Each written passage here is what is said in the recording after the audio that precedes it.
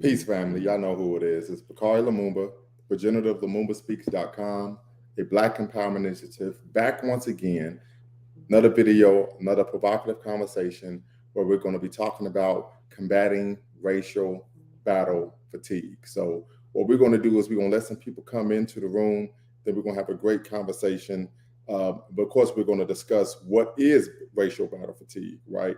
And then we're going to look at some prescriptive solutions of regarding how to encounter racial battle fatigue, right? So before we get started, make sure you hit the subscribe and the like button. Make sure you go to LumumbaSpeaks.com, Black Empowerment Initiative, where we believe we could gain a competitive advantage by always betting on Black. So once again, we're going to be discussing racial battle fatigue.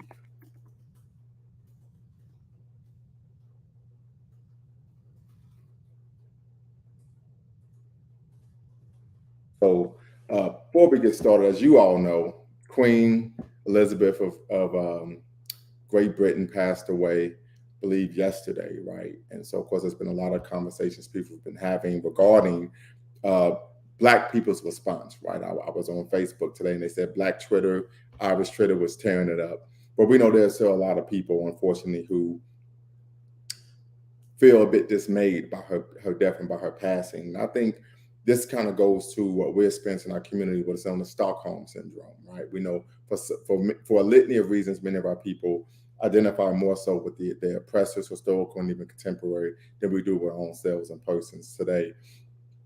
I think anytime we're talking about the British royal family, we have to talk about a family that has built its wealth, its notoriety, its prestige, based on, of course, the rape and plunder of the natural resources of people from non-European lands. But of course, colonialism and enslavement. We know the brutality of colonialism, the brutality of chattel enslavement. Is something that we're still living under, right? The ramifications of those said disruptions in our history. And so I think anytime, I'm not telling anyone to actually celebrate, of course, her death, her passing, but I think it is of great importance that we kind of look at this with a critical eye, right? So I think it's unfortunate. But as I said it before, we're going to be talking about racial battle fatigue. We're going to let some people come on and then we're going to have a conversation about racial battle fatigue, how to combat racial battle fatigue, and even more importantly, we're going to discuss what racial battle fatigue actually is, right? I think many people may not know what racial battle fatigue is, and I want to make sure that we're able to give people a working definition, a factual definition of what racial battle fatigue is. And as many of you know, when you come on my channel, we have three fundamental rules. One, we say facts, not feelings, right? Facts over feelings. Number two, you can take any position. It could be a position that is contrary to the position I'm actually promoting or opining. However, what you state must be rooted in factual information. If you're being intellectually disingenuous, I will cut you off. And then number three, irrespective of what your views are, I do not allow anyone to use racial epithets of any kind to describe Black people, no, irrespective of their geographical location in the world. So those are our three rules. So what we're going to do is going to open this up. I'm going to put the link in the chat. And of course, we're going to have a conversation about racial battle fatigue, combating racial battle fatigue, of course, what that is and how it works. So for many of you, you may be aware that, of course, critical race theory was in the news. It's been in the news as of late. But racial battle fatigue was a term coined in 2008 by critical race theorist William Smith. This is a Black man, brother William Smith.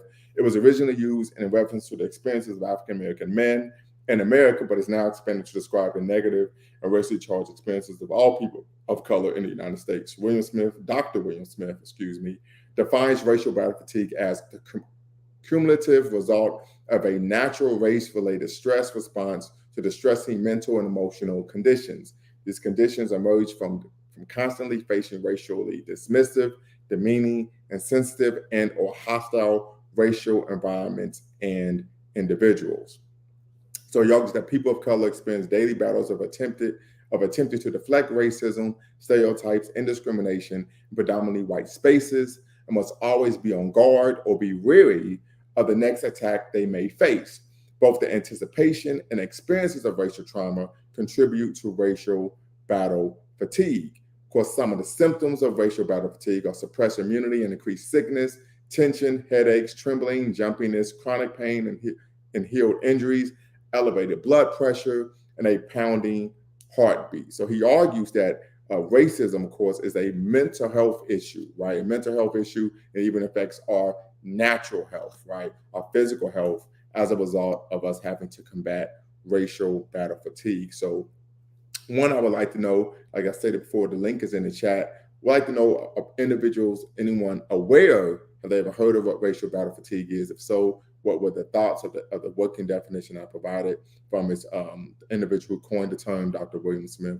Then, of course, we can have a conversation about how to combat racial battle fatigue, right? So that's the conversation we're going to have. As I stated before, facts over feelings. Make sure you hit the subscribe and the like button. Then, of course, we want to have a conversation on how to combat racial battle fatigue. Many people, Paul Robeson once said that the battlefield is everywhere. There is no sheltered rear, correct? And as a result, we have to kind of be on guard, irrespective of where you are in the world. We also know that anti-Black racism is omnipresent. And as the late, great Queen Mother, great ancestor,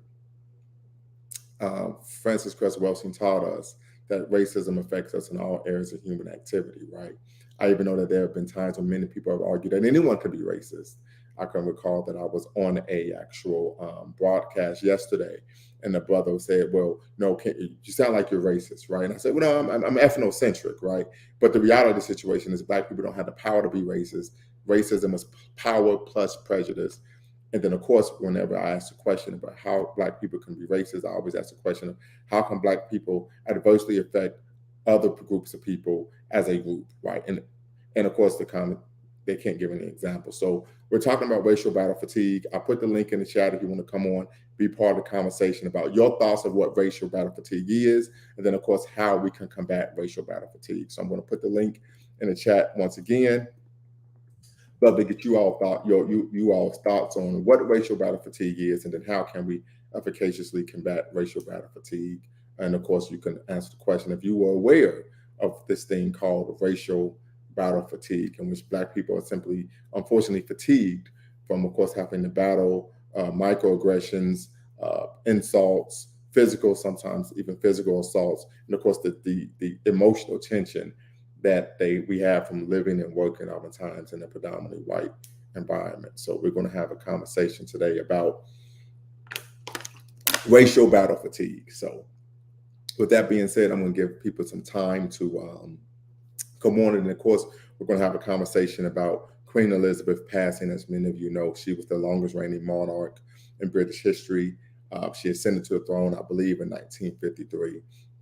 And so we can have a conversation about that as well. What should the Black community's response be, particularly Black people, not only in America, but the Caribbean, and of course, the continent of Africa. We know brothers and sisters in the Caribbean, as well as the continent of Africa, were primarily affected by the British Empire, which at one point boasted that the sun never set, of course, on the British Empire. We know the British imperial system began to fall apart as a result of World War II, when America came in and engaged in the Lend-Lease program. So once again, here we are, Lumumba Speaks, Black Empowerment Initiative, where we believe we can gain a competitive advantage by always betting on Black. The link is in the chat. Come in, be part of the conversation, or you can actually leave some comments in the chat. We're going to have a conversation about racial battle fatigue and what are some prescriptive actual solutions that one can engage in to efficaciously combat racial battle fatigue. So definitely want to hear what people have to say. The link is in the chat. Let's go ahead and have a conversation. All right.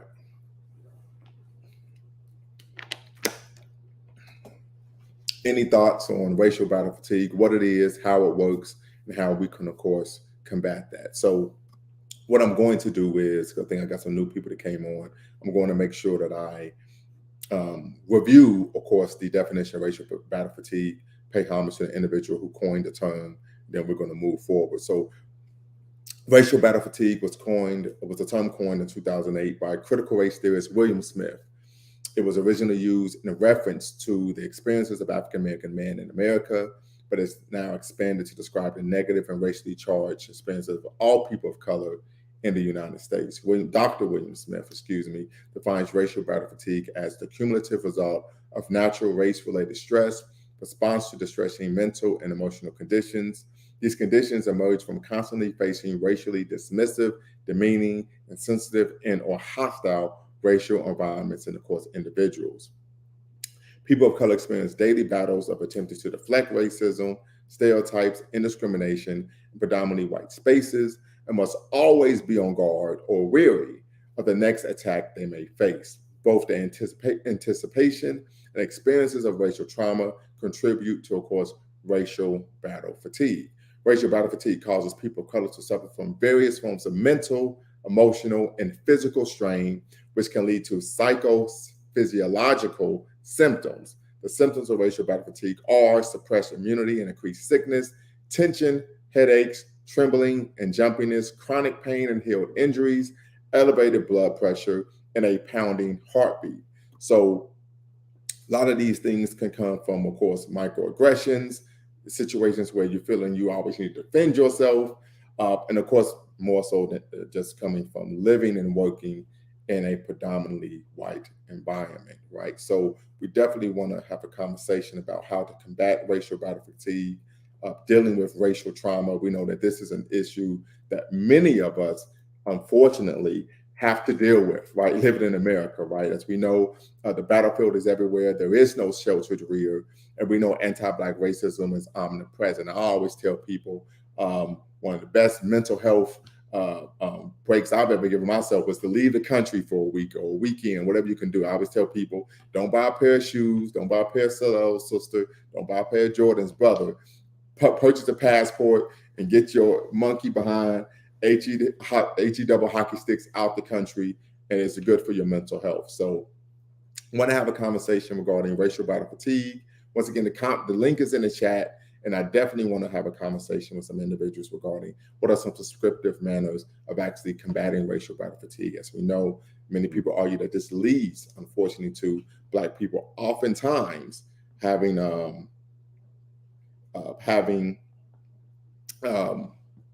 heart disease, hypertension, because of the stress that we're constantly living under, right? So I think this is a great conversation for us to have regarding, of course, racial battle fatigue. And so I would definitely be interested in knowing, has anyone ever heard of the term of racial battle fatigue? So definitely, if you're here, hop on. You don't have to cam up. I've always stated that you don't have to cam up to be part of the conversation, but you can still jump in and be the conversation. You can keep your camera off. But definitely want to know, just first and foremost, has anyone ever heard of the term racial battle fatigue, also known as RBF?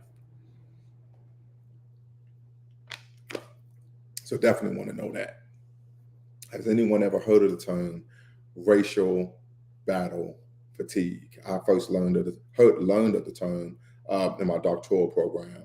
That's when I became cognizant of the term racial battle fatigue. And it's relatively new. It was only about 14 years old. Of course, it was coined in 2008 by Dr. William Smith, who, of course, is a critical race theorist. So definitely want to know if anyone has heard of the term of racial battle fatigue. So, and then we're going to, of course, have a conversation about how to efficaciously combat racial battle fatigue. And I would hope that I do some of the work necessary to combat racial battle fatigue on a regular basis. So with that being said, some of the Dr. Smith, some of the solutions or coping methods he argues that are good. So oftentimes when we talk about coping mechanisms, we know with many Black people, we have what? Healthy coping mechanisms. So Naomi's saying, okay, I got Big Sis in the mix. Okay, shout out to brother Maha, Big Sis in the mix. Come be part of the conversation. Make sure y'all hit that subscribe and like button. Click the link, and we're going to jump in and have a great conversation. So there are some traditional coping mechanisms historically that African Americans have dealt with to combat racial battle fatigue. And one is John Henryism. Many of us know of the folktale of John Henry. John Henry, he worked so hard, he worked to exhaustion, and he died because he was racing against the machine, right? And so as a result, what ends up taking place is this concept of high effort, overachieving, perfectionism. I think I've even been guilty of that, where we tend to epitomize the concepts of agency, self-determination, and of course, grit and perseverance, and even resilience. And these are, of course, great. But what happens is at some point you tend to burn yourself out, right? So this is why we don't want to practice this concept of giant Henryism when we're combating racial battle fatigue. And so some of that racial battle fatigue could be simply your white colleagues believing that you're not competent, that you really aren't there based on your merits, right? You're there because someone knew you or you're an affirmative action hire. But that's a whole nother conversation, because we know there's a great piece of literature entitled When Affirmative Action Was White, right? Oftentimes, when we talk about it's not what you know, but who you know, that typically was a good old boys club for the white man and, of course, the white woman. So that's just something to be cognizant of. But that is a form, of course, of racial battle fatigue, where you're constantly fighting against this concept and idea that you're not supposed to be in the space that you are. Even imposter syndrome in many ways is seen as a form of, as a side effect of course, of racial battle fatigue. So some of the healthy coping mechanisms we argue is, of course, mindful isolation, disconnecting from triggering interactions and situations, and just understand that you have a right to not engage, right? I know oftentimes, we want to stand up for ourselves and so on and so forth, but mindful isolation is a very, very important way to engage and combat racial battle fatigue, because sometimes you have individuals who are just negative and they want to promote and feed off, and of course, discharge their negative energy on you. And we definitely don't want that. I think another form of positive coping mechanism when we talk about racial battle fatigue is practicing self-care, right? And so some of that is being holistic, right? So one, I always tell people, I give myself 10 to 15 minutes in the morning just to kind of have meditation, right? Exercising, focusing on the whole you, the emotional, the mental, the psychological, the spiritual well-being. And even, of course, seeing a therapist. I always argue that you need to not only just see a Black therapist or counselor, but also make sure that this is a African-centered therapist or counselor who understands, of course, the historical issues that Black people have faced, but also the contemporary issues and how that can affect an individual. Because oftentimes, unfortunately, there's a good brother I know, but Dr. Ernest Brown, I'll put some respect on his name, Dr. Ernest Brown, who has his PhD in psychology, he argues that even if they're well-meaning, if it isn't coming from, of course, Black perspective, of course, it could do harm, right? And then another aspect is engaging in social justice causes, right? We know for many people, irrespective of their racial or ethnic background, what tends to happen is politics is personal, as they say, right? And most people don't become engaged in politics until it personally affects them. And as a result, people will use that pain to help bring about healing. And then, of course, use that energy, that hurt, that rage, that sadness, right, to connect with others and bring about some type of positive change, right? We see this over and over again, where individuals have had some type of traumatic experience. They've gone up against institutional racism, structural racism, personal racism that caused them to become a crusader for justice, right? A drum major for justice, as Dr. King was oftentimes called. And so these are some prescriptive ways of combating racial battle fatigue. And then I would even argue, last but not least, is participating in some relaxing exercises, particularly yoga, meditation, right? Nature walks, aromatherapy, right? I know there's a lot of sisters now who are engaging in, of course, practicing yoga, this whole concept of mindfulness, this whole concept of centering themselves, right? Because the reality situations that we go out into the world, it's a concrete jungle, as Bob Marley once stated, right? And so I think these are some ways that we can combat racial battle fatigue in a manner that is going to be beneficial to us. And the other thing I would state is that if you are in a situation where you're dealing with racial battle fatigue on the job, classroom, I always tell people, and I've given this advice to a number of individuals who've been in the workplace and dealt with racist incidents, it's easy for us to become emotional. And as we always state, the African American proverb is speak truth to power. I understand that's laudable, but as I always state, the African proverb states talking doesn't fill a bread basket. I always tell individuals, if you truly want to combat something, one, you need to write it down, document, get some brothers and sisters together on the job who are aware of what took place. There's power in numbers, right? They can't fire all of us if we stick together. Put it in writing, your grievances, your concerns. I always tell people, use legal jargon, right? unhealthy work environment, hostile workplace, use legalese, right? Have that letter notarized, turn it into management, and then, of course, they're going to listen to your demands. But I think, and in my experience, giving that advice, the individuals who were dealing with racial experiences on the job, they actually were able to get the results that they wanted. So with that being said, I'm going to put the link in the chat. Let's have a conversation about, of course, racial battle fatigue, and have you, one, have even experienced racial battle fatigue in the workplace? And if so, what were some ways that you sought to actually combat racial battle fatigue? And of course, what are your thoughts on some of the prescriptive forms of solutions or positive coping mechanisms that I actually promoted? And then, of course, we can even talk about this concept of John Henryism. Have you ever engaged in John Henryism? Are you familiar with individuals who have? So we can have that conversation as well. Absolutely. So we can have that conversation regarding, of course, racial battle fatigue, John Henryism, look at some of the positive and negative coping mechanisms. Then, of course, we can have a conversation regarding, have you experienced now that you know what racial battle fatigue is, do you believe that you've ever experienced that in your life, in the workplace, in school, etc.? So definitely looking forward to some people tapping in and being part of the conversation. We're having a conversation about combating racial battle fatigue, also known as RBF, a term that was coined in 2008 by Dr. William Smith, a critical race theorist. So looking forward to everyone.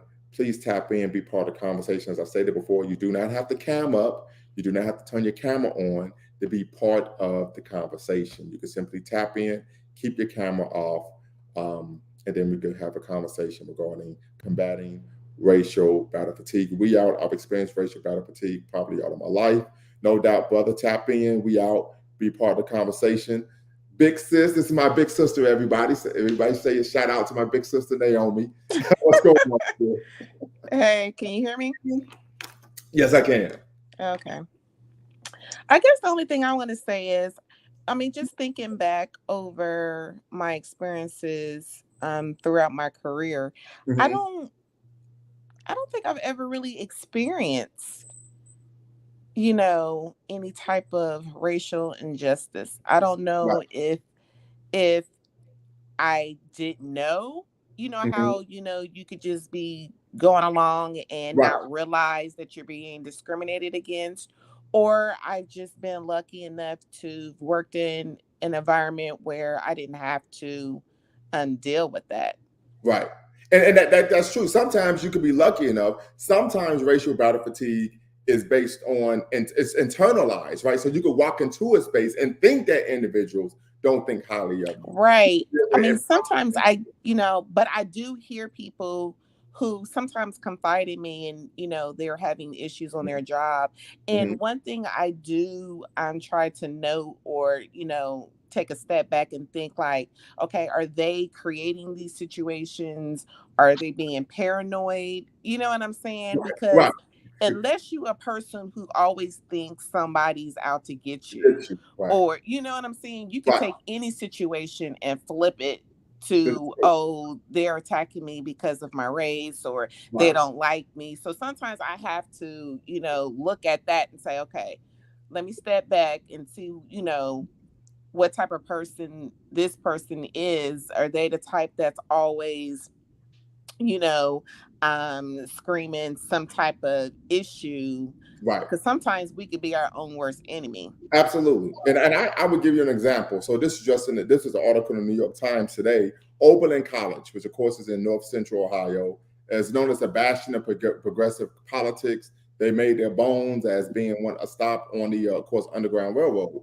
Well, there was a local bakery in the town Oberlin is in, where a black college student was apprehended stealing some wine, two bottles of wine.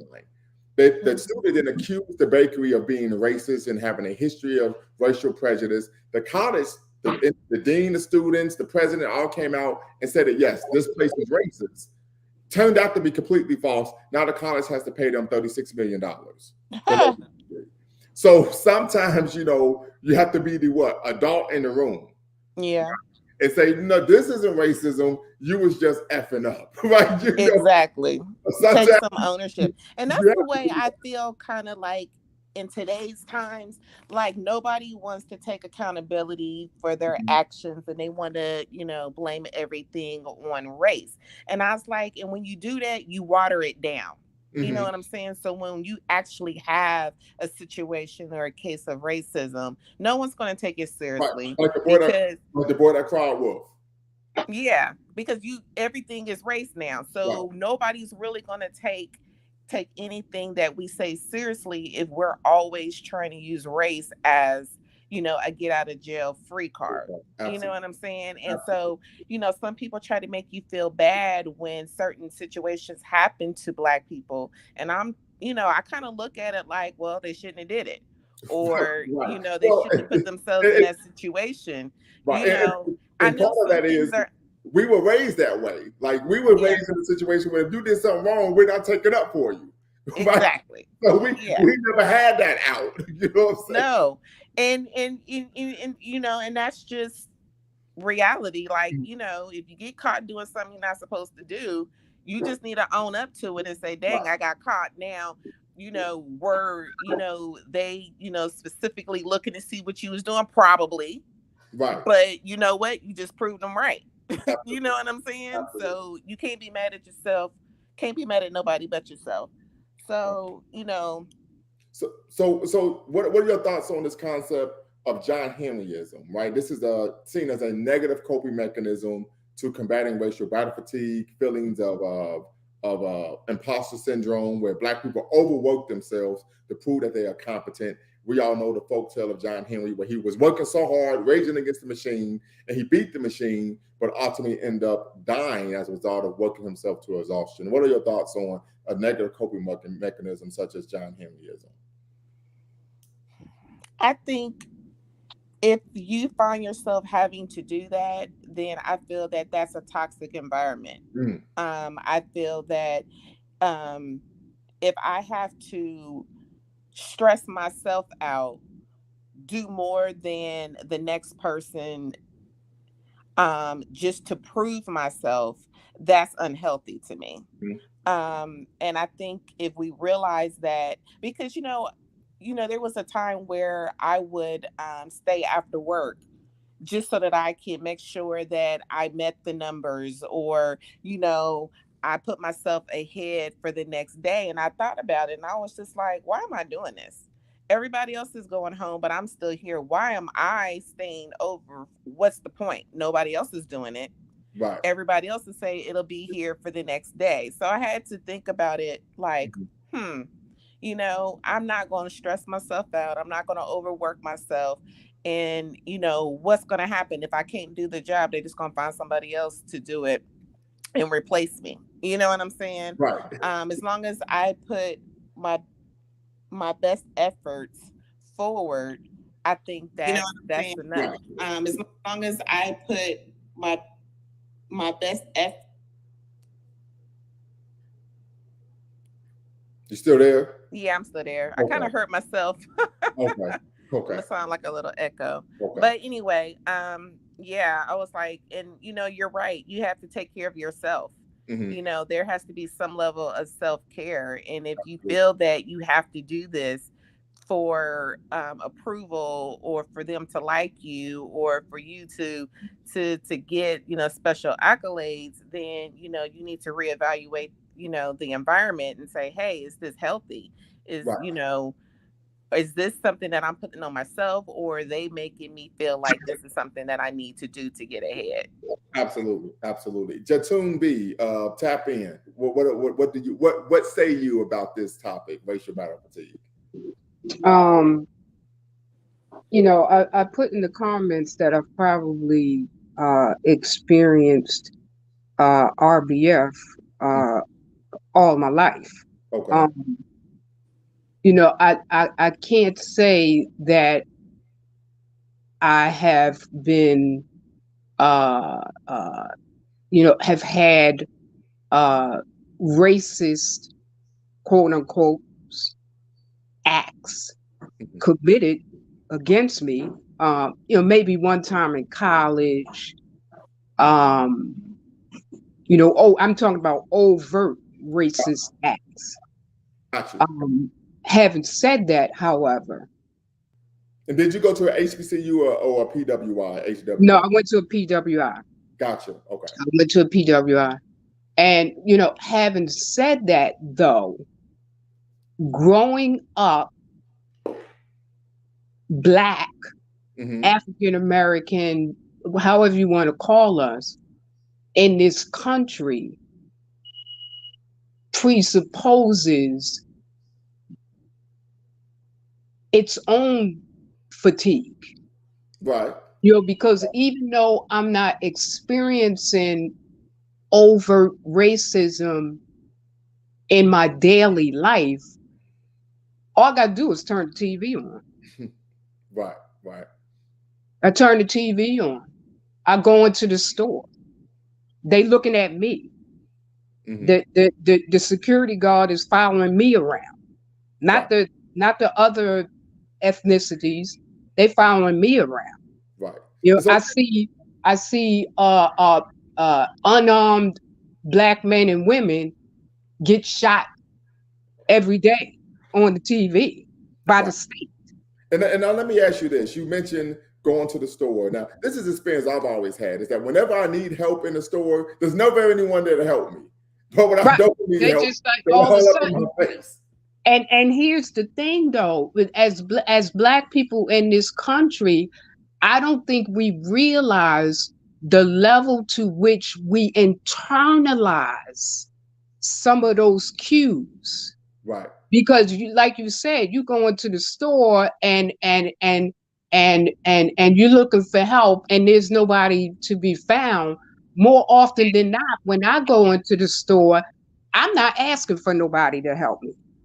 I'm gonna figure it out, because if I ask somebody to help me, they might think I'm gonna steal something, or they might think I'm suspicious, or they might think I'm there to cause trouble, because these are the cues that we hear, that we've been acculturated with, that we've been socialized into every day as Black people in this country. You're told to, you got to work twice as hard. Right. You And got that's to be the John twice as Henryism. That's the John Henryism, the negative. right. You got to be twice as good. Right. You got to walk a certain way, look a certain way, wear your hair a certain way, speak a certain way. And we can say that, oh, it's 2022. We ain't, it ain't Jim Crow no more. We free now. We could say all that. But there are some things that I don't think we realize, some things that we have internalized as a people. Absolutely. And we like to think that, oh, it's America. It's about the individual. I'm free to do whatever. But you without really realizing those internal cues that you live your daily life, you live in them. You don't realize you live in them. Right. But you live in them. And Absolutely. that's where, for me, the racial battle fatigue comes from. Because it's exhausting. Absolutely.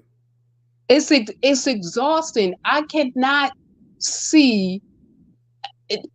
I don't think we realize how traumatizing it is to see another unarmed Black person get shot, killed, stabbed. It's traumatic. Absolutely. And we just internalize it, or worse still, we've normalized it. Right. And I think we don't even trip no more. We don't even, I mean, we get mad and we might protest and whatever else we do, but we don't, it's just become, our terror in this country has become so normalized. Mm-hmm. I don't think we get that. Right. I don't think we get the the the the the the legacy, and I talked about this the last time I was on your show, the legacy of 200, and you corrected me, I think you said 247. 244 years. 244 years. That is a long time. And it ain't been how long since it's been? 150 years, maybe? Yeah, it's about 150, 160. Yeah. Yeah, that's not, I don't think we get it. I don't think The we get it. argument I always make about that is it isn't just the 244 years of chattel enslavement. Right, right. It's also what, of course, Michelle Alexander, her seminal text. And if you haven't read her book, The New Jim Crow, Mm-hmm. you got to check it out. But she talks about that Black people have been under a system of social control since we've gotten here, and it's transformed over the years. Started with chattel enslavement, transformed to, of course, sharecropping, then Black codes and convict leasing, and then into Jim Crowism, and now the new Jim Crow. And what she argues in her book, the central thesis of her book, is that under the system of Jim Crow, the new Jim Crow, once a person receives the label of being a felon, they can be legally discriminated against in the same manner that Black people are discriminated against during the Jim Crow era. So she argues that when you talk about the carceral state and the prison industrial complex, the goal is simply to label people felons so they can be legally discriminated against. So Mm-hmm. the argument I always tell people, and I always tell brothers when I speak to young men, I tell them, every Black person in America knows that the criminal justice system, or let me correct myself, most Black people know, or at least have a belief, that the criminal justice system is inherently racist at every level, local, state, and or federal. With this being said, why are you then falling for the banana in the tailpipe? Right? If you know that the criminal justice system is inherently racist at every level, local, state, and federal, why in the HE double hockey sticks are you putting yourself in these situations and then crying when they give you 46 years for robbing someone and they gave the white boy probation? When you knew that was going to happen before you even put yourself in that situation. Well, that goes back to those internal cues. I don't want to excuse, some of our behavior, but we can't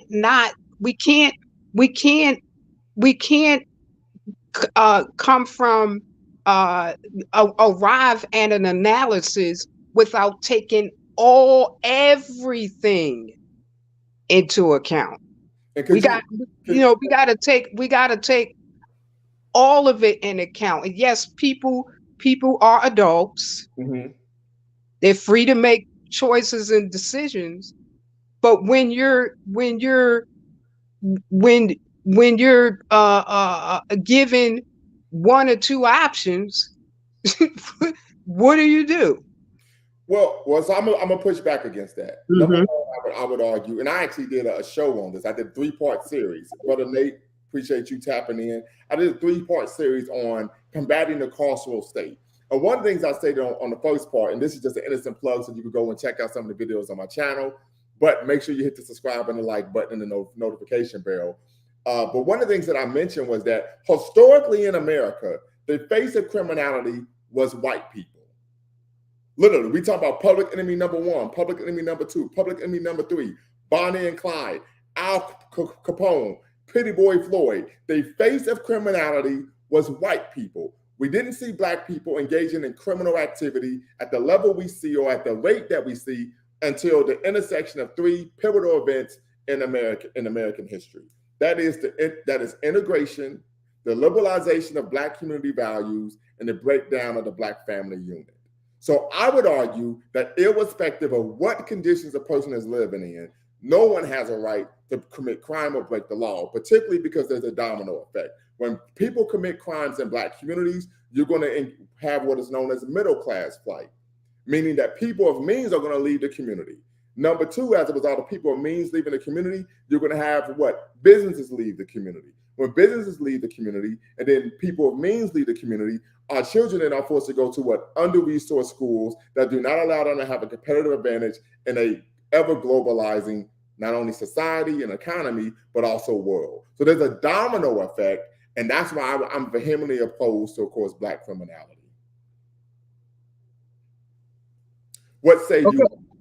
Well, let's say what if okay, let's say all black people stop committing crime today, Yes, ma'am. this moment.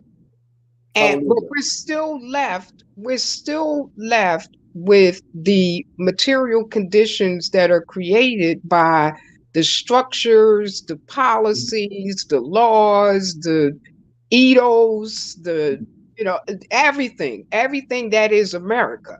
Yes. Then what? Well, and that's where we have to use the sixth principle of Kwanzaa, known as Kuumba, creativity. And this is something we've always been very good at. We do as much as we can in the way that we can to make not only our lives but our communities more beautiful and beneficial than we inherited them.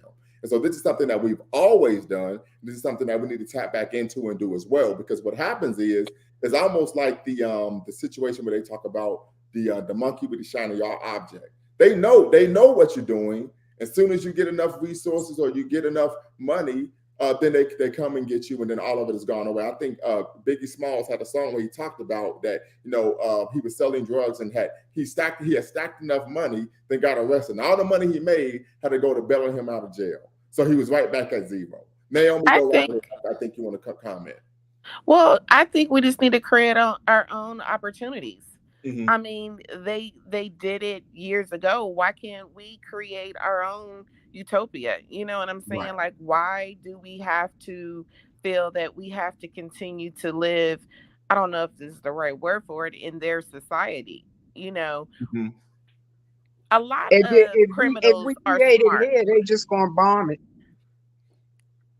Yeah, but if we think negatively, that's what we're gonna get.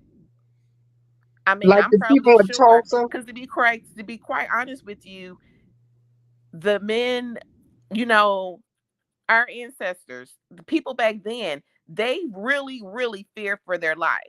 But you know what? They took the chance. They ran away. They built communities.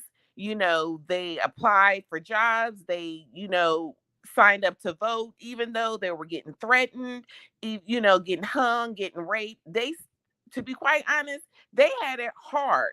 While we have it a different way, I feel that we make excuses for why we don't want to push forward and do what we need to do in our own community. Yeah, there are situations where we're we're dying at the hands of the police, but back then, I mean, you could just walk down the street, look at a white person and can get lynched. Okay? I mean, talk about fear. I That's mean, true, though. That's true. that's they had, to me, living Had it back worse. then is worse than Mhm, living now. Even mhm. though we're going through what we're going through. I mean, just walking down the street, you can get killed. Come on now. And we ain't even talking about the police. We're talking about regular people Yeah, who yeah. don't like We're you. talking about white vigilantism. Yes, can We're talking just about string you everyone up walking around and acting nothing like their happens name is to you. Bruce Wayne. Yeah, and nothing happens to you. Literally, right? Yeah. So I just feel like, again, not taking accountability. I feel we're lazy, and we're materialistic. I feel now. I feel that we're more concerned about the latest fashion, the latest fads, and different things like that than we are building, generational wealth. Wanting our kids to succeed and do better than us. You know what I'm saying? We're My parents comfortable. didn't go to college. However, me and my brother did. We got degrees, and so we're doing good in our careers, right? So my son just graduated from high school. He's currently in college. I want him to do better than me. My parents think like, man, you made it. I feel like, no, I still have more to do and to contribute, and I'm hoping my son sees that and that he does even better. And so then when he starts a family and that those kids do better than him, I just feel that, we get, I don't know. Sometimes I feel like Black people feel like we arrived, like, oh, everything is Yeah, cool we're now, and comfortable. it's We're not. comfortable. We're comfortable. Yeah. It's like Clifton, I forget the actor's name in I'ma Get You Sucker. Mm-hmm. And Keenan Ivan Wayans' character was asking him, "Okay, well, what happened to the revolution, man?" Mm-hmm. And he said that the people got jobs. And that movie was so comical though. Right. It I was. mean, he said the people got jobs. They weren't trying to do that. They got jobs. Right. So And I we're know comfortable. everybody's, but this is my thing. Not everybody's going to be out there picketing. Everybody's not going to be out there on the line. And that's perfectly Right. fine. Yep. That's not my calling. Okay. I'm not going to be out doing podcasts and all that other stuff. But there are certain little things that I know that I can do, that I know that I can support my community. And that's just what I'm going to do, you know? Absolutely. And I say that all the time. The battlefield is everywhere. Shout out to Yeah. Anthony Talbot. Come on and tap in, brother. Be part of the conversation. The battlefield is everywhere. But I think also something we have to look at is, and I heard a social critic say this once, that the battleship turned into a what? Cruise ship. Yeah. And Dr. Amos Wilson in his seminal text, and every time I have a platform, I pull this book out, Blueprint for Black Power by Dr. Amos Wilson. Yes, mine is written up Oh, like, damn, Lamumba, you read yours, yeah, don't yeah. you? I've had this about 10 years. It's marked up like the subway in Harlem. But one of the things that he argues is that unfortunately for the previous generation, they equated first-class citizenship with the ability to what? Shop at what? White people's stores. Right. And so what he argued is that in order to be equal, in order to be an empowered people, we have to be producers and not what consumers, as my sister was stating. And so I think that's one of the major issues that we have nowadays. Now, I will say this, and you made a comment, Naomi, regarding are people being lazy. Now, some people argue that that's a stereotype. Others would argue that you got a little Booker T. Washington in you, right? So what do you say to that?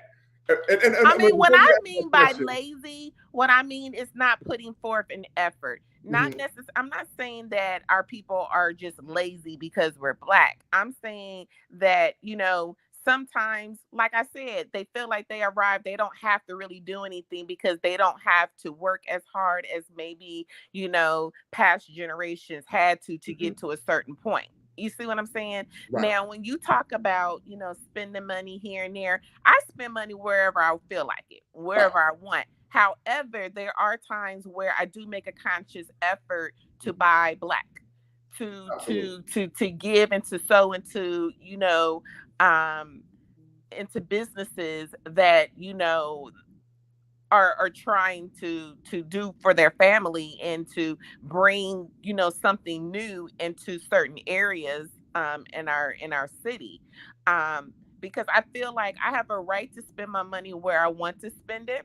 Right. So if I do spend it at a white establishment, okay, but then I also try to make it a point to also spend my dollars in the Black community. And but this is the thing. If we had more businesses, I feel like I probably wouldn't spend maybe as much, because I feel like, oh, I could just get everything here because I know these businesses, they're advertising, they give good business, and, I have no problem spending my money there. Absolutely. Brother Nate, you've been quiet. Tap in. Let us know what you think. Hey everyone. How's everyone doing? Hey, brother Nate. Doing great. All right. Yeah. Well, I have a question. I've been hearing since I came on. I've been hearing different things that Black people are kind of dealing with. Like the issues that we have. So I guess I want to ask is that what would Black liberation and freedom look like? What would the future of that would look like? What would a sustained Black community look like? Because I think that you're seeing an end point. Because what I'm understanding, and I've listened to several talks, I don't ever hear like an end point or a goal of what that would look like. Kind of like future oriented. Like what would Black people look like in the next 50 or maybe even 20 years from now? So I guess that's my question: is what would given all the problems that we have, what would the opposite look like? Right. So I will go ahead and answer, and of course, people could jump in. So the argument that I always make is that one, we have an external and an internal enemy. We know what the external enemy is: white supremacy, anti-Black racism, that is seemingly omnipresent. The internal enemy, as we know, is the racially disempowering, self-defeating, and self-destructive ways that we live our daily lives, right? The argument that I make, and this is, I'm not being original with this, Dr. Amos Wilson, and his, of course, his seminal text, Blueprint for Black Power, makes the same argument, is that all of the issues that we find ourselves dealing with in the Black community, and this is just Black America, we're talking about the Caribbean, and even, of course, the continent of Africa, in terms of miseducation, a lack of access to healthcare, police genocide, mass incarceration, etc., and even miseducation, is rooted in our collective political, economic, and military powerlessness. That the overall goal should be for us to gain the collective power necessary to be able to rebuff the insidious darts that are being thrown at us from various non-Black entities. And so to do that, of course, that would make us to truly be a free, proud, and productive people with true control and agency of our daily lives.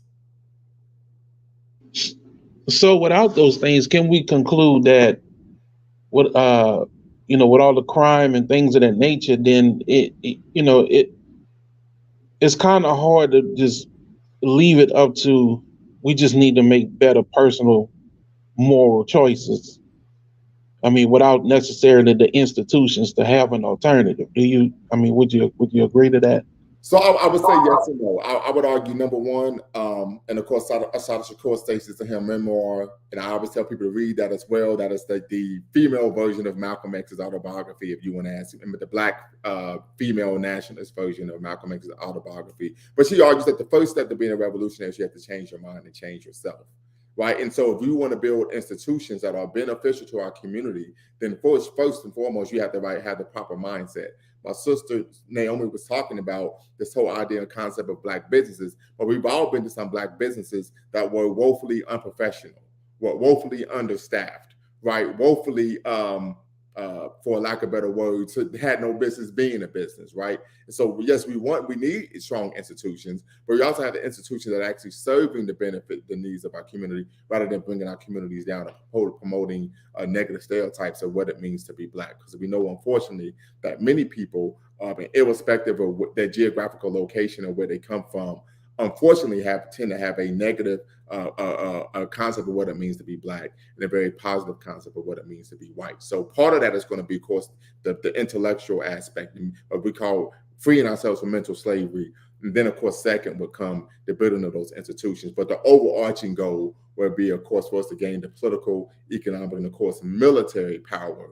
Because as we know, as we saw in the Star Wars, the empire will always strike back when we tend to try to fight against the multitude of ways in which we are afflicted by, of course, anti-Black racism. Okay, got you. So with that said, and I understand what you're saying with the military, we need to establish these different institutions. If in the future, there's these institutions that exist to facilitate positive Black images, positive Black thought, and so forth and so on. What would that future look like for I think that what my question would be, what would that look like for an entire community of Black people? Right. So I would give an example because I work in higher education. I've been working in higher ed for about the past 10 years, almost a decade. Wow, I'm getting old, right? But this is the argument I always make. When we look at two things, twofold. So I'm going to talk about the higher education component. Then, of course, we could talk about the Black community component, right? So I'm currently working on my dissertation. And one thing, my dissertation is on Black cultural centers. But as many of us know, Black cultural centers started during the Black Power civil rights movement. But the Black cultural centers are on campus at predominantly white institutions, also known as historically white institutions. But they're controlled by what? The white institutional power structure. However, Jewish cultural centers are all around the country are public institutions. However, they're not on campus, but they're adjacent to campus. And as a result, they're independently funded and operated by the Jewish community. So they're able to act independently in terms of what they believe in the best interest of the Jewish community, rather than have to kowtow to the demands of the white power structure at the public institution. The second issue is when we look at oftentimes in the Jewish community, and just say for Ohio, and this is where we're from, every major metropolitan area in Ohio has a Jewish K through 12 institute. So Cincinnati, Dayton, Toledo, Akron, in Cleveland, in Columbus, all have an independent educational institute where their children are taught and instructed. And we're talking about high level education, right? And so this is something that we would need to develop, I believe, and as a Black community as well, to where we have independent Black schools that actually are competitive and preparing our children to go to university, go out into the world and have a competitive advantage. And I'm going to shut up after I make this last point. When I went to New York City, and I've gone to New York City several times, but one of the times that I went there, I was still an undergrad, and I made up a story about how I was doing a research paper on Jewish cultural retention in America. So I go to this Jewish school in Brooklyn, and I asked about the senior research project that the students had to do. And the senior research project at this Jewish school, Hebrew school, I think that's the term that they use, the students had to create their own business and have it filed and incorporated with the state of New York, and then have income coming in. But the other issue was they taught them how to take their income from the actual business and put it into a nonprofit that they created so that they didn't have to create taxes. So what that taught me was they were teaching these children how to run the world and not be ran by it. Do you think that's... I'm sorry, go ahead. Well, do you think that the Jewish community is able to do this because it's under the cloak of religion versus, we trying to do it? It's not under the cloak of religion. It's under the cloak of our race. So isn't it easier for them to be able to get these schools and all this other stuff? And it just them because of the religion. Yes, because there is a fear from people that if you make any claim, that guess what happens? They're going to be accused of being anti-Semitic. So as a result, it's almost a hands-off policy. We're not going to say anything. We're not going to do anything. We're not going to try to sharpshoot what you got going on because we don't want to be accused of being anti-Semitic. And then, of course, as a result, possibly losing our jobs. So I would agree with that 100%. Okay. So how do we combat that, though? So one of the things I did, and that's a great question. I'm so glad that you asked. One of the things that I've done is, since, of course, in the greater Dayton area, we don't have an African-centered school that is putting out an elite curriculum that gets our children ready, allows our children to be ready for the rigors of university scholarship. But one of the things that we did have was a Juma Moshi Shule. That, of course, is Kiswahili for a Saturday school. And it was known as the West Dayton Youth Task Force. So what we do Saturday mornings, we would get up, get out the bed, and we would go down to the McClendon Center on West 3rd Street, which is across the street from, of course, the Roosevelt Rec Center. And we would give children supplemental instruction, of course, lessons in African history. Then, of course, we would even teach them chess, public speaking skills, professional development, so on and so forth. But so I think the problem with that is that it's only going to reach a small portion of the Black community that's interested in that type of knowledge, because we really don't have a religion of our own. So we can't really say, all Black people, we believe this, like all Jewish people say we believe this. Well, not all Jewish people do. I mean, you have Orthodox, you have some Jewish but people. But they still have their own community. Yes. So not everybody is going to be, right on board with, let's do this, and it's centered around that. I don't know how can we be more, I don't want to say diverse or, but how can we get the attention of more of our own people in things like this without making it seem like, we're trying to make a certain set of people, Pan-African, that is a great question. And this is what I always tell people. And I always tell people that oftentimes people can't get out of the way of their own ideology. And I'm going to give an example. You and me, a young man say, here, I need some help with my resume. A young woman, I need some help with my resume. Then a person starts talking to them about the greatness of the Haitian Revolution. That has nothing to do with what I asked for help for. Right? And so part of the issue, I think, is you have to serve people's needs, right? Yeah. I'm not a Christian, but I've read some scholarship on the true revolutionary nature of Jesus. There's a book on the true revolutionary nature of Jesus. And the author talks about that, and he's a theologian. He argues that the true revolutionary nature of Jesus' teachings have been corrupted because Jesus believed in treating people's needs as holy. So I tell people, if you're trying to build and expand in the Black community, you need to address particular needs in the Black community. And when you address people's needs, then you will gain credibility and people then will want to come see what you're about. The other issue I think is a problem is that nowadays when we talk about the Black nationalist or Pan-Africanist community or any Black person who is engaged in that Black radical tradition of audacious self-assertion, this tends to be individuals with a few exceptions, including myself, that are on the margins of society. We're talking about individuals who tend to come off as vagabonds, individuals who tend to not have a stable life, right? And so no one is going to want to engage in or accept an ideology or way of viewing the world from an individual that tends to be struggling to just feed themselves every day. Right? If what you believe in isn't working for you, why the hell would I adopt it? Right? And so historically, though, that wasn't the case. If you look at it in the 18th century, the 19th century, the Black radicals were individuals who were doctors, lawyers, physicians, so on and so forth. But however, at the turn of the 20th century, particularly with the advent of Marcus Garvey's rise as the preeminent Black voice in America and throughout the world, we saw a shift from, of course, the Black intellectuals and the Black, what many people call the voices, talented 10th, being the leading voices of the Black radical tradition, to, of course, individuals who were, of course, on the margins of society and many who were the working poor, now leading that vanguard of the revolution.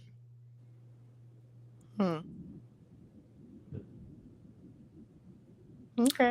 With that being said, make sure you all hit the subscribe and the like button. I see we got some more viewers. Please tap in, come be part of the conversation. So we're talking about solutions, but the basis of the conversation, of course, is on combating racial battle fatigue. So please tap in, be part of the conversation. And you do not have to cam up to join in and be part of the conversation. You do not have to cam up. Brother Nate, please go right ahead. Do you think, with all that said, one of the remedies to combat racial battle fatigue would be seeing, having a futuristic view of Black people in the near future as thriving? I mean, because I think that would also go into science fiction. I mean, I see that, when it comes to science fiction, that we're not heavily represented and seeing our own selves in the future. Mm-hmm. So do you think what like aspects of science fiction, like seeing us thriving in the future, we develop technological advancements, that would also be a remedy to racial battle fatigue? In some aspects, but I think it's more symbolic rather than substantial, right? I think what you're referring to is what is known as Afrofuturism, right? But for example, and I will give an example, Black Panther, Wakanda, right? It was great to go and see on TV this technologically advanced African society that had never been colonized, so on and so forth. But after you leave the movie theater, after you put down the book or the comic book, you have to go back to the realities of the real world. And so I believe that what is best for us to do is to work towards building pyramids of today rather than promoting or praising futuristic pyramids or pyramids from centuries before. But how can you have pyramids for today if you can't see it tomorrow? Well, this is the concept I would come from, and this is the concept of Sankofa, right? Which means return and retrieve that which you have lost. And to do that, you have to look back, right? And that means return and retrieving our lost African culture, history, and heritage. But what I would argue is that, and this is just my opinion, right? This isn't in the actual fact. It's not going to be right anywhere. But for me, I'm more of a pragmatic person, right? I'm not much of a theoretical individual. Listen, I want to see it. I want to create it, so on and so forth. I get where you're coming from in terms you have to, imagine it before you can create it. But I think oftentimes, unfortunately, we get caught up in being imaginative rather than actually doing the work. And a good example I would bring, and I'm quite sure, Brother Nate, you sound like you are rooted in the community and doing work to better our people, is that you would go to an event after something happens. It could be a hot button issue, hot topic issue. And what happens, you would have 100 people in that room talking and da-da-da-da-da. But when it comes down to actually doing work, you probably got 3 or 4. Yeah, you do. I mean, but at the same time, like you mentioned before, I think the organizations have to also treat the needs of the people too. Because I think if we have organizations that are not touching the needs of the members, you're going to have disunity. You know, because you only. I mean, the truth is, you only as loyal as your needs being met by the entire organization that you're in. I mean, if you have to constantly go outside that organization to get needs met, uh, how loyal are you going to be to that? Right. Facts. Naomi, I think you had a comment you wanted to make. Oh no, no comment. Okay. Amora Jones, I see you made a comment. Wakanda had control of their resources. Come in, be part of the conversation. Don't just comment. Come be part of the conversation. Say your carry, say that true sounds right to me. And so, of course, we're having a conversation about racial battle fatigue, but we're now moving forward and having some conversations overarching about how to move forward and help restore Black people to our traditional greatness as a free, proud, and productive people. And I believe, first and foremost, the African proverb that states that the ruin of a nation begins in the homes of its people. Right? I'm going to say that one more time. The African proverb states that the ruin of a nation begins in the homes of its people, not in the community centers, not in the schools, and not down the street and around the block, but in the home. So I'm a strong advocate of it. We truly want to restore the Black nation. Then if we want to really be about the liberation and salvation of the Black nation, we have to start by restoring the Black family structure. And studies show that irrespective of the racial, ethnic background of a child, even its socioeconomic status, children are by 80% more likely to drop out of school, become involved in the criminal justice system, become sexually promiscuous, and even, unfortunately, engage in a number of other nefarious activities when there isn't a strong two-parent family structure. Got you. I know you just mentioned that. What is that proverb that you said that? Yeah, so the ruin of a nation begins in the homes of its people. Right. Do you? Okay, so if the family unit exists in a particular context where you have the socio-economic factors that are affecting that family, how can that family be independent of its own outside of the overall societal structure that it places it in? Right. Well, irrespective of socioeconomic issues, that doesn't prevent people from having a two-parent household. Right. So people may kind of beg to differ. People, and I will allow you to do so. People can struggle financially, right? When I was a young pup, we weren't doing very well, right? But my parents, we were still together, and there was an actual family unit, two-parent household. I would argue that oftentimes, and this is a good point. I'm glad you brought this up, because oftentimes you even hear people say, "Well, the criminal justice system is breaking up the Black family because dad had to go commit a crime because he wasn't making it, he didn't have a job, and as a result, he's gone to prison for 8 to 10 years." I vehemently disagree with that, right? The reality of the situation is, listen, no one said that you had to go pay the cost to be the boss and try to become the next Rick Ross, right? You could have been a real estate agent. You could have waited tables. You could have went to flight school and learned how to fly planes through the friendly skies, right? And so, as I've always stated, this is consistent message I've always promoted, is that no one has a right to commit crime. That is not a justification. I think that's a cop-out, and I believe it's rooted in the soft bigotry of low expectations.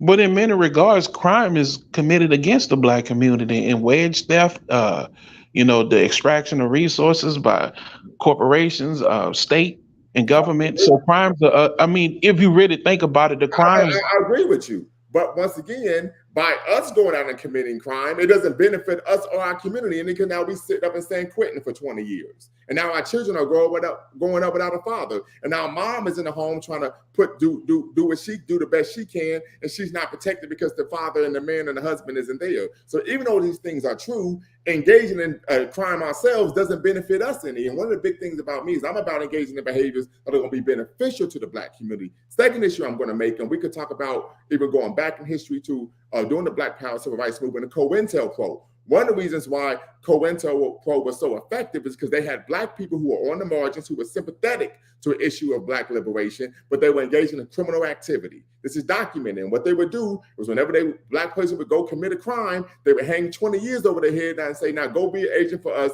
and break up this organization. Get this person caught up, become an agent provocateur. So in no way, shape, or form does crime actually benefit us. We can talk about Mutulu Shakur, the acupuncturist, right? I'm not pronouncing that right, but he was a medical doctor. And one of the things that they did was, America owes us reparations. Yes, they do. All those years of free labor, right? Second-class citizenship. So we're going to go rob a bank or a Brinks truck, and now he's sitting in federal prison for life. So it doesn't benefit us in any way, shape, or form to actually engage in the behavior, even though these wrongs have been done to us. I think, I understand what you're saying. It's just that also I've heard Dr. Amos Wilson mention that is the point.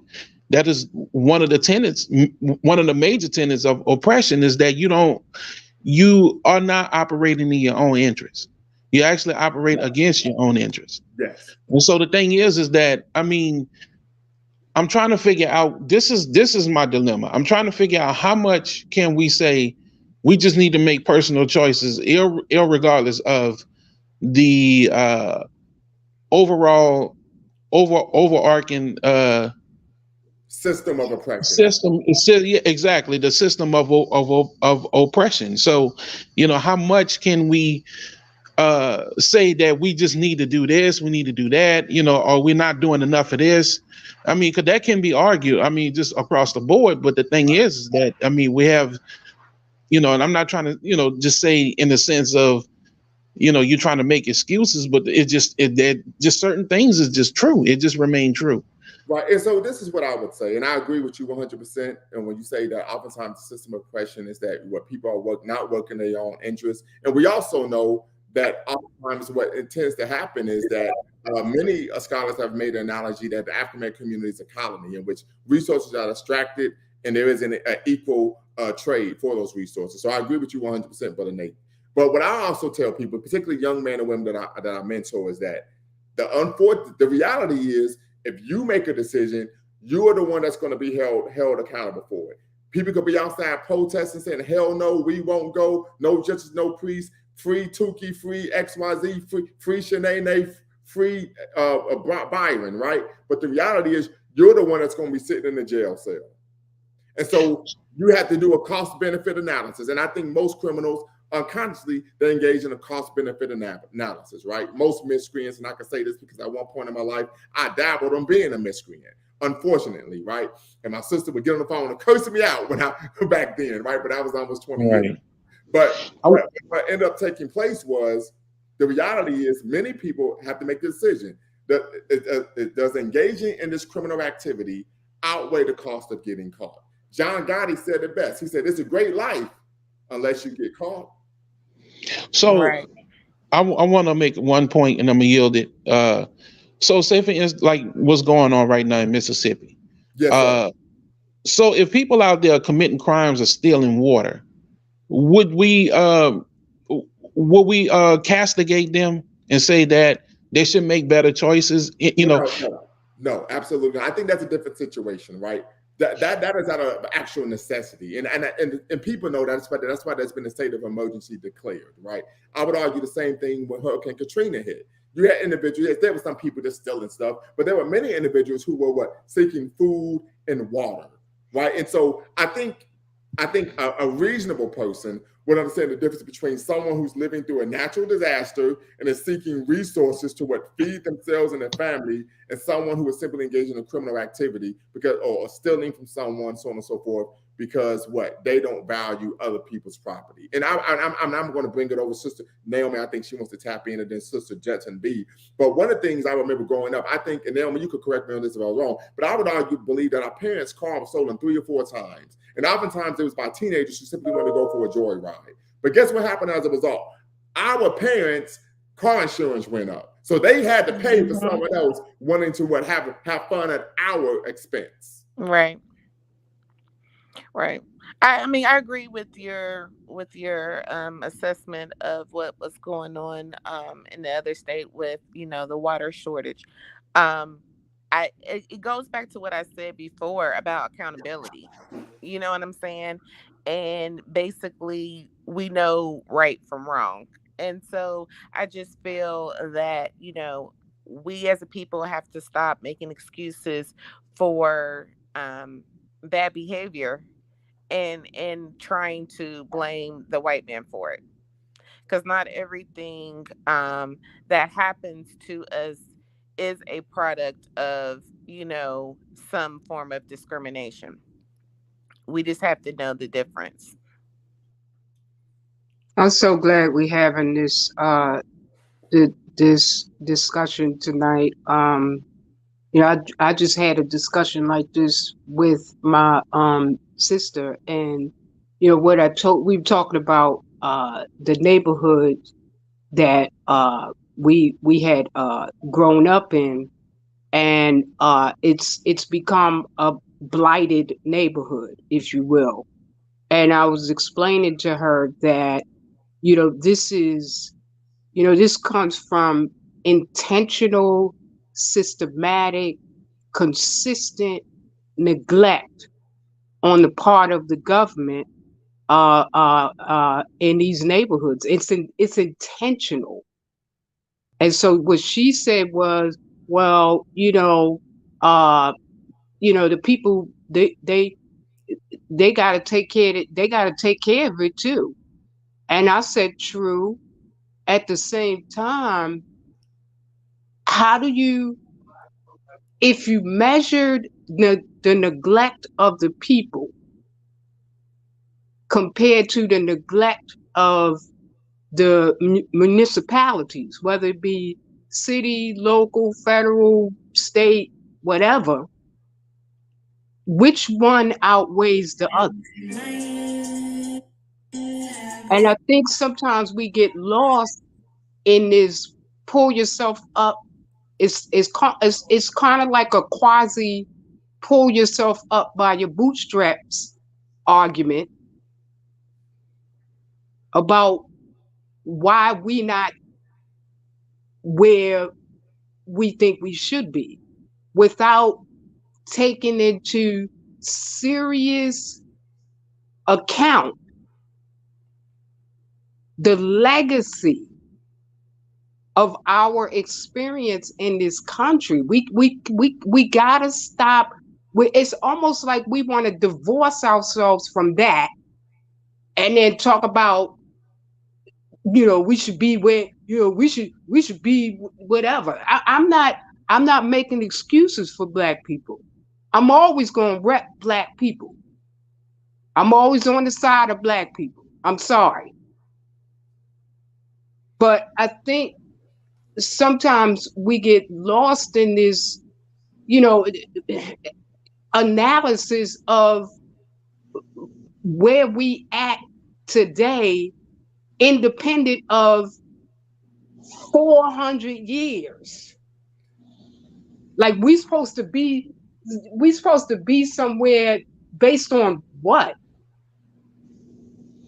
Well, so I would say this, and I would disagree, right? It's not a situation in which individuals are arguing for the good old Republican trial, pull yourself up by your bootstrap, or divorcing ourselves from the reality of the history of social injustice, racial segregation, social degradation, economic exploitation in America.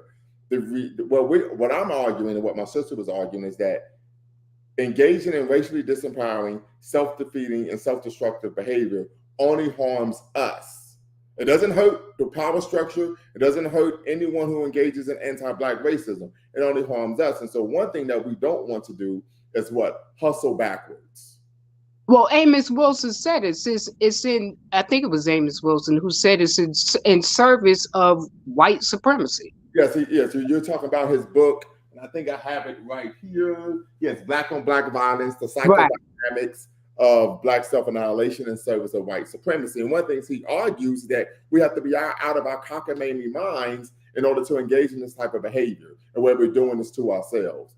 And I would agree. But as I stated before, promoting or making excuses for racially disempowering, self-destructive, self-defeating behavior, it would never be something that I would ever do. Because once again, it harms us. It doesn't harm anyone else but us. It's like getting into the boxing ring and punching yourself in the face.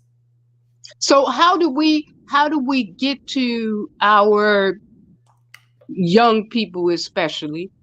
Mm-hmm. How do we get through to them that, I understand. I'm experiencing racial battle fatigue too. Right. Right? Right. How do we get it through to them that you're not, because I tell my son all the time, like you're playing into their hands. Mm-hmm. You're doing exactly what they want you to do. Okay. So, how do we get through to them that you're not? I mean, it's just there's the rap culture that kind of at least the mainstream rap culture that sort of glorifies black people killing black people, wop, and I got money and I got the latest Gucci gear, and they hear all of this, and the only options for them, at least in their mind, is I gotta go get that bag, and if that means I gotta commit a crime, then that's what it means. I mean, America is a criminal enterprise, so what the you know what I mean?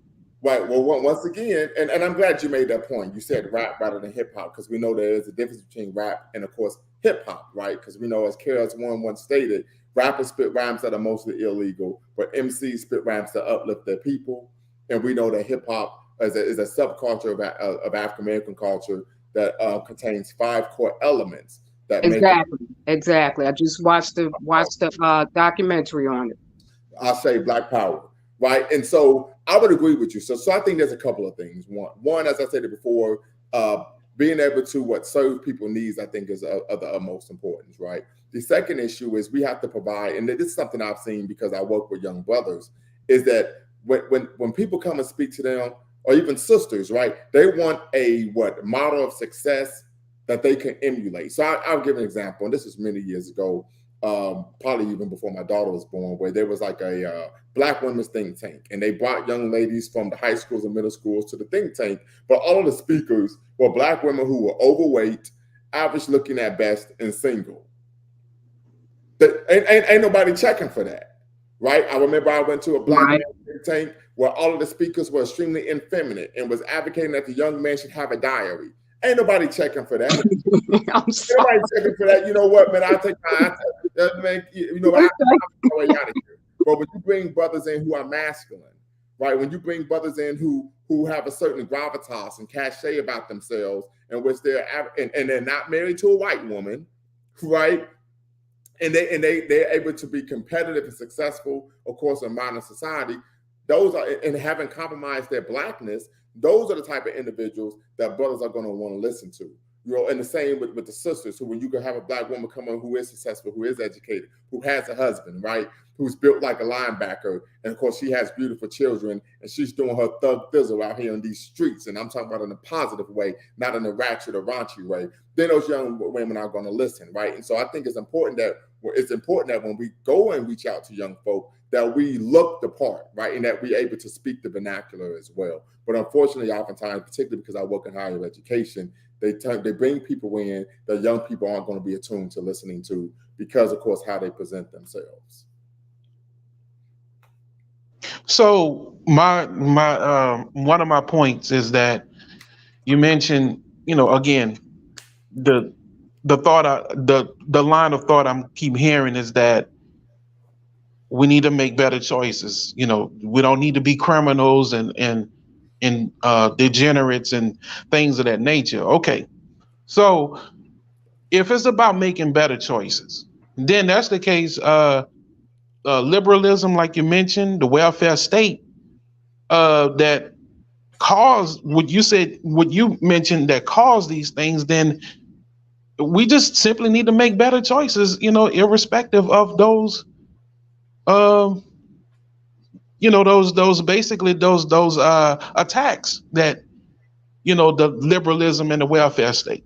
Well, so let me say this, and I think that's a bit simplistic. But what I'm saying is that we should, as Black people who believe in agency, self-determination, Kuji Shakalia, we need to make decisions that are in our best interest, which means that we have to be what? Forward-thinking and not reactionary.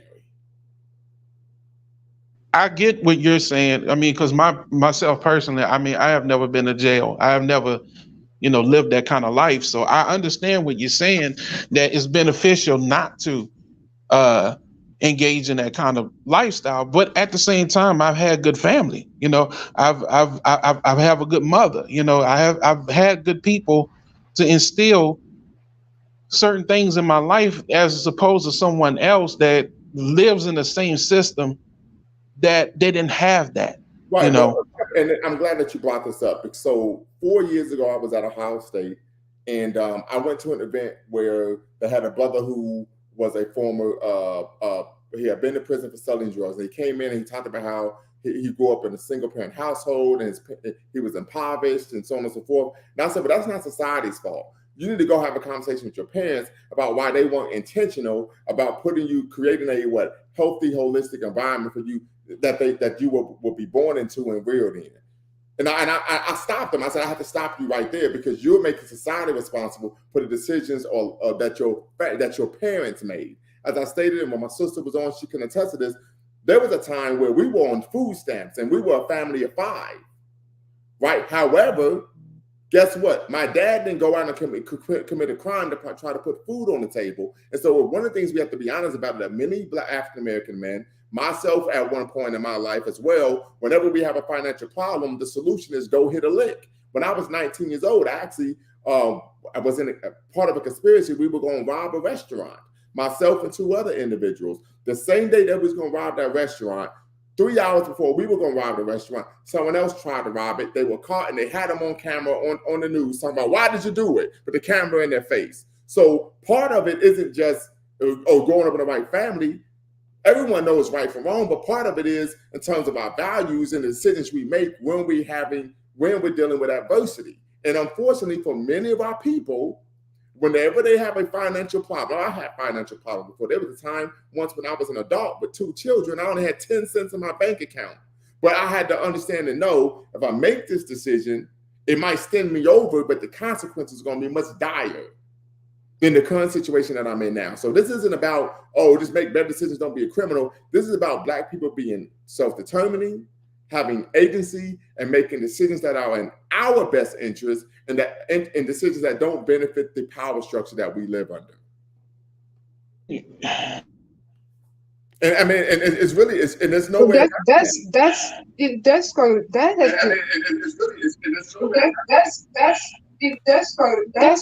has to start with and I think we talked about this the last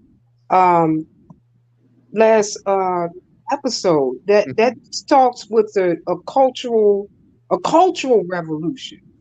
That's a mindset, because despite the fact that you was on food stamps and it was 5 of y'all and you made some some decisions and choices that went away from the criminal element. Some people don't have that. They don't have that agency. They don't have that wherewithal. If right. And if they don't, they have to deal with the consequences. It's the same as they have to deal with the consequences. But I could say, for an example, in my own personal life, I'm in recovery, and I've been in recovery for 23 years, right? And I've learned some stuff. At the same time, sometimes I still make the same decisions, even knowing better. You know what I'm saying? So I'm not sure if it's enough to say, well, we was on food stamp. Right. Well, like I said, I didn't do that. This is what it comes down to. And as I said before, I would never make an excuse for criminality, because it hurts the Black community as a whole. right? They are human because we have human capital that's leaving the community. And then, of course, as a result, it leads to a domino effect of other negative behaviors and issues in the Black community. But here's the other issue. If a person lacks the agency to not be a criminal, it's the same as a boxer who gets in the ring and doesn't have good head movement. You're going to get hit a lot more. And either you develop that skill set and capacity or you don't. It really comes down, it's that simple. Either you develop their ability to what? Be creative and engage in other ways to make money legally, or you don't develop that ability and you end up spending a significant amount of your life behind bars. It's really that simple, because no matter where you go in the world, even if you go to Wakanda, right, are people going to accept that type of behavior? Nowhere in the world can you do that, irrespective of what your socioeconomic background is. So when the Black community is being robbed by corporate powers, what would you do to engage that? Well, one thing I wouldn't do is break the law. I'll tell you that much. Well, who writes the laws? Well, here's the issue. It doesn't matter who writes it. I don't want to go to jail. It's that simple. I think it does matter who writes the laws, because if they're determining what's and who is a criminal, that can vary from each time they write a law. Once again, I think it's the power differential that we're dealing with. I understand the power differential, but as I stated before, I don't make excuses for criminal behavior. I never will, I never have, and I never will. Right? We could be being robbed by corporate entities, individual entities, structural entities. Committing crimes doesn't help us fight that battle. Only thing that it causes us to do is go become human capital for the carceral state, also known as the prison industrial complex. So I don't see how breaking the law and getting locked up helps us efficaciously combat those issues. It doesn't. Okay, so what if they turn around and make a law tomorrow saying it is illegal to be a Pan-African? Well, then I would tell you what I would do. I would do the same thing that they did in the Caribbean, where they outlawed dreadlocks because of the Rastafari movement. I would be a Rastafari without dreadlocks. So if they made a law saying it was illegal to be a Pan-Africanist, I would be a Pan-Africanist, undercover. Well, I mean, I understand what you're saying. And what it's called is adaptive vitality. In boxing, my trainer used to tell me, I want you to go out there, stick and move and groove, and swim without getting wet. That's what it's called. It's called being able to adapt to changing circumstances without losing substance or essence. But if you look at through the history, that's what have been the thing with Black America. Black people have been trying to change according to the laws, but as the laws get more draconian, because at one time it was, right after slavery, you had vagrancy laws where it was illegal just to be walking around. It was illegal and just looking syphilis. But I agree with you, but that's not what's going on now. So let's not use that example. We're talking about I'm talking about in the context of writing laws on who is determining and making laws, and who's determining what is legal and illegal. There isn't a law right now on the books that if you're just walking down the street, you're going to go to jail. That's right now. You don't know if that can be in the next 20 years, 10 years. Things can change. But once again, I'm talking about the reality of right now. And as I stated, no one has ever given an argument to me showing me how breaking the law, committing crimes, and getting locked up and thrown to prison for football years helps us combat the issues that we're facing as a Black community. It doesn't. And that's the point of oppression. We're not saying that. We're not saying that. Well, I was just saying is that is the meaning of oppression. That's all. And part of that is the meaning of being dysfunctional. And sure. Okay, why are we dysfunctional? Is it that we're dysfunctional just to be? I can say this because I go to jails and I speak to young brothers, and many of them unfortunately have a low opinion of themselves because of what internalized racism. Mm-hmm. There's a belief that, hey, well, this is just what happens as a Black guy. I'm supposed to go to jail. I don't see the big deal. I remember one time I was facing a probation violation. This is like 12, 14, 15 years ago. And of course, I beat the revocation, and I was getting released. And there was a guy in there who was 20 years old who had just got 22 years, and he acted like he was walking on sunshine, like it didn't even matter. You're right, Lumumba. I'm so glad we're having this discussion tonight. I appreciate you, Doc. Yes, I'm so glad. There is no excuse for criminality. And we're doing it to each other. I mean, right. And you say it. That's what I'm saying. I agree. Unless you're trying to feed your family, or unless you in some kind of Katrina episode or whatever, there's some kind of extreme episode, there's no excuse for criminality. But there's always an explanation. Let me see this. There's always an explanation. Let me say this. I was locked up, and just full disclosure, and my employer knows this, my supervisor knows this, so it's not like I'm putting something out there that's going to be a bombshell for somebody. But full disclosure, in my lifetime, I spent 20 years aggregate inside a county jail. 20 months aggregate inside of a county jail. So I mean, one time I was in there, and I was locked up for beating some dude's ass. Like, I mean, I really messed this dude up really bad. I got charged with felonious assault, and there was a chance I was going to get sent up to prison. And there was a young guy in there who was 19 years old. He was in there for kidnapping, attempted rape, and a robbery.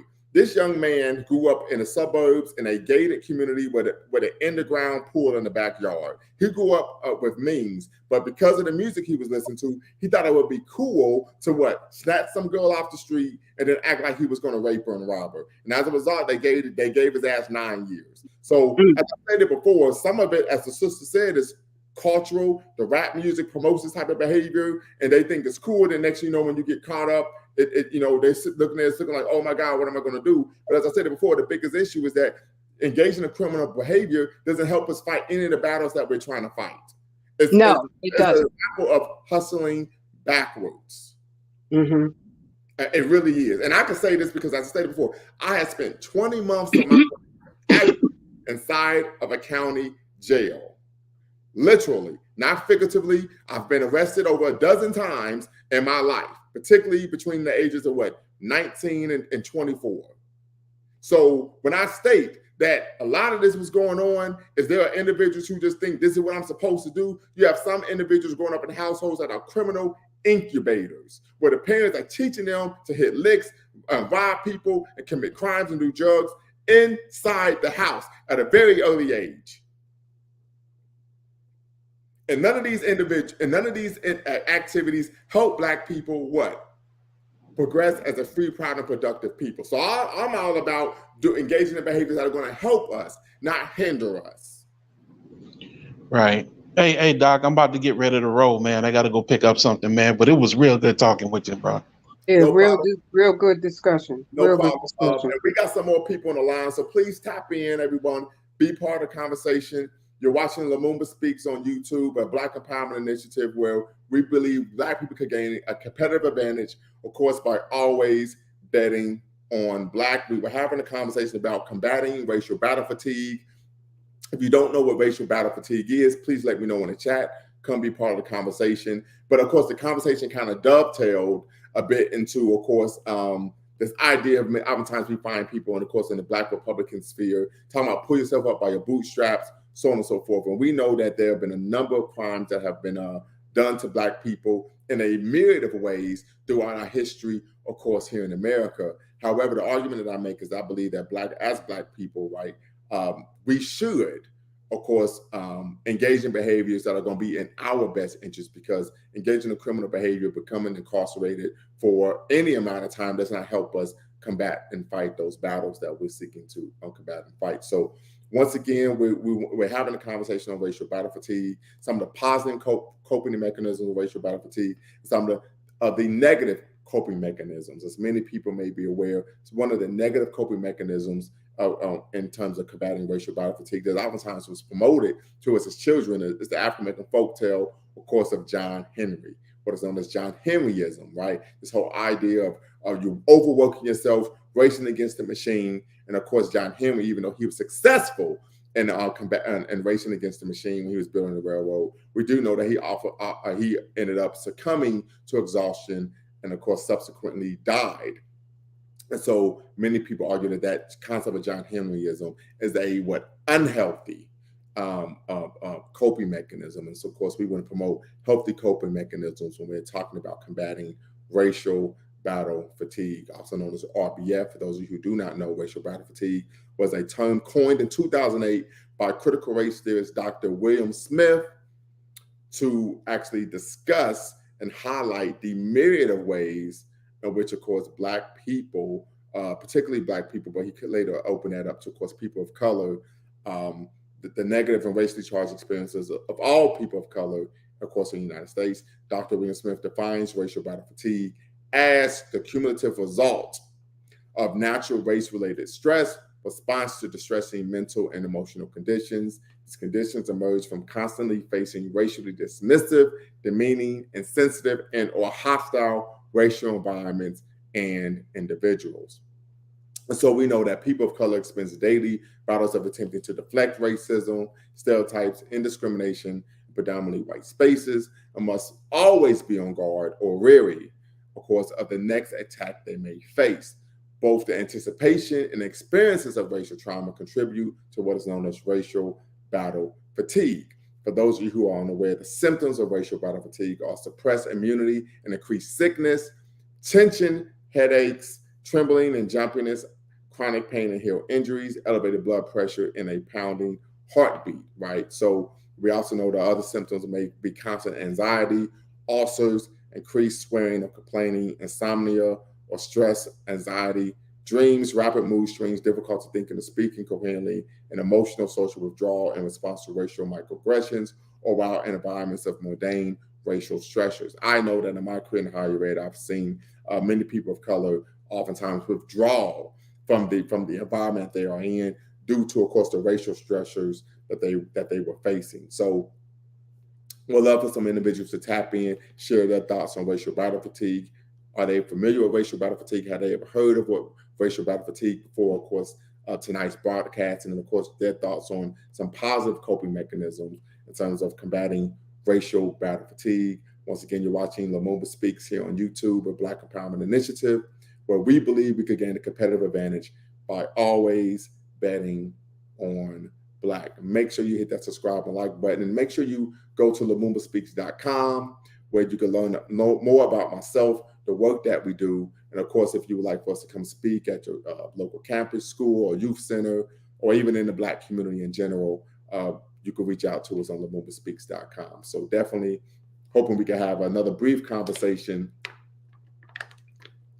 regarding combating racial battle fatigue, also known as RBF. Shout out to Dr. William Smith for coining that term in 2008. So if not, we're going to shut it down. But my hope is that we could get a couple more conversations regarding racial battle fatigue before we close it out this evening. So, and to everyone that's watching, if you don't want to tap in, of course, you don't have to cam up to tap in and be part of the conversation, or you can leave your comments in the chat and I can respond that way. So give you all a few minutes, and if not, we'll close things out. So.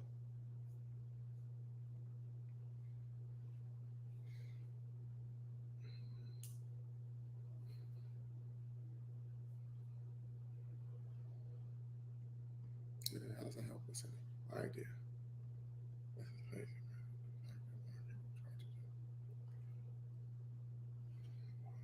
Behavior, which is absolutely.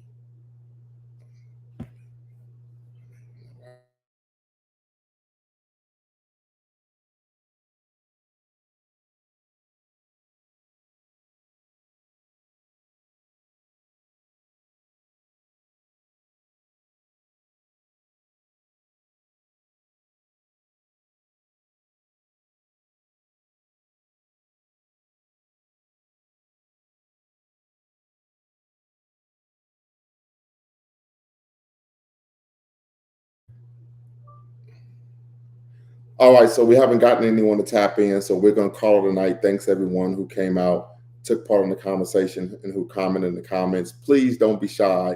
Next time, please make sure you come on and be part of the conversation. Our next broadcast is going to be Sunday, where we're going to be having a conversation about reality TV shows and have they helped or hurt the Black community. Until next time, you all know what to do. Make sure you always bet on Black. Peace.